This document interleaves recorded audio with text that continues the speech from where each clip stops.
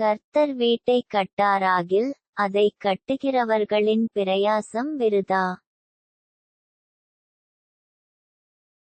கர்த்தர் நகரத்தை காவாராகில் காவலாளர் விழித்திருக்கிறது விருதா. நீங்கள் அதிகாலையில் எழுந்து நேரப்பட வேலையிலே தரித்து வருத்தத்தின் அப்பத்தைச் சாப்பிடுகிறதும் விருதா. அவரே தமக்கு பிரியமானவனுக்கு நித்திரை அளிக்கிறார். இதோ, பிள்ளைகள் கர்த்தரால் வரும் சுதந்தரம், கர்ப்பத்தின் கனி அவரால் கிடைக்கும் பலன்.